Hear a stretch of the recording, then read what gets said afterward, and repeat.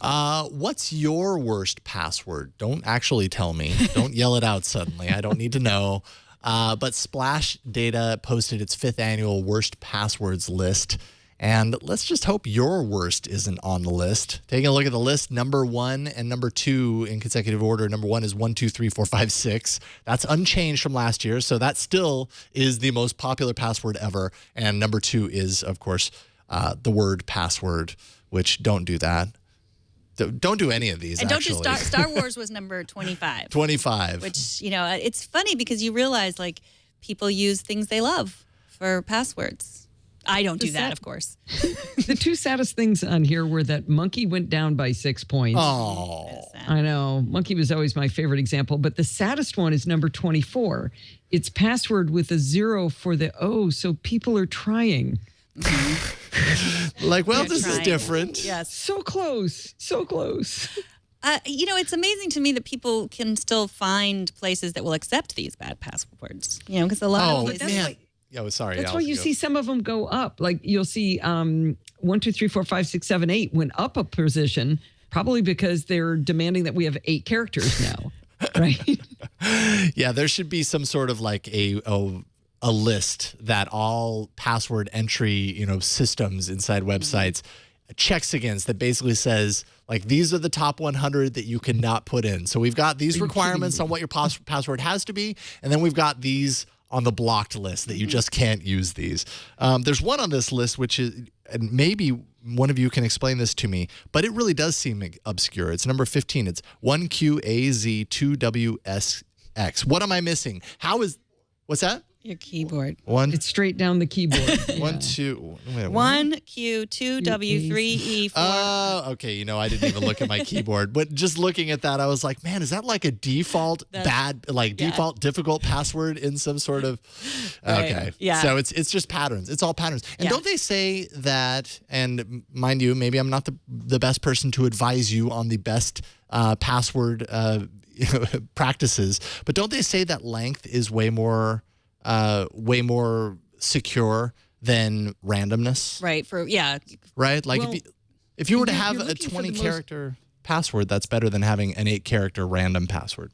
It all has to do with how much entropy there is in the number. So you're looking for, if you just have 42 characters, but they're all numbers, your namespace is very, very small, or your number space is very, very small, because there's only 0 through 9 for each one. So 20 characters long is better than 10 characters long, but simply adding a letter to that is better, because you're going to add an extra 26 characters, and then making a capital letter in there, that makes another 26 possible characters. Then you throw in the special characters. So you want to add in, it's not just that it's random and that it has a large number space for how many different types of characters you can have, that makes it secure.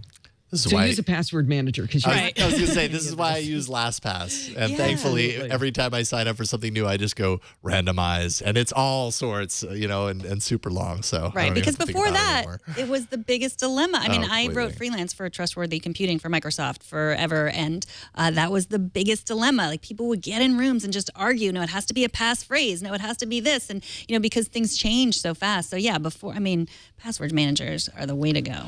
I lost elite status by pointing out that I didn't know what that password was from, didn't I? We'll just delete that out. I'm no longer delete elite. that part out.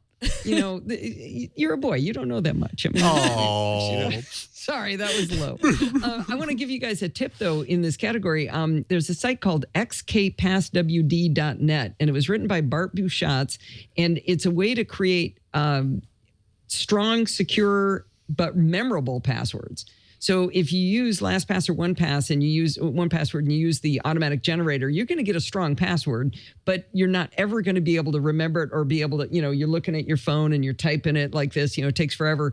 This uses random words and random numbers and random characters, but creates something that's actually easy to remember.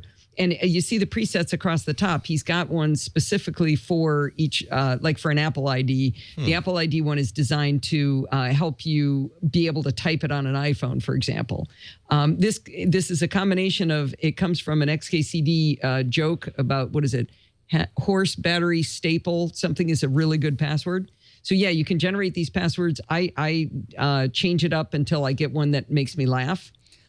Like, once you look at these, you see it says, 15 modern between happen. And it's got an exclamation point on each end and dots. Okay, I can type that, right? Right. And it's not just a bunch of total randomness, which is impossible. Yeah, I usually go in here and I'll test it, and I'll take a look over on Steve Gibson's password haystacks. And when you do that, all of a sudden you can see, okay, this makes a crazy password.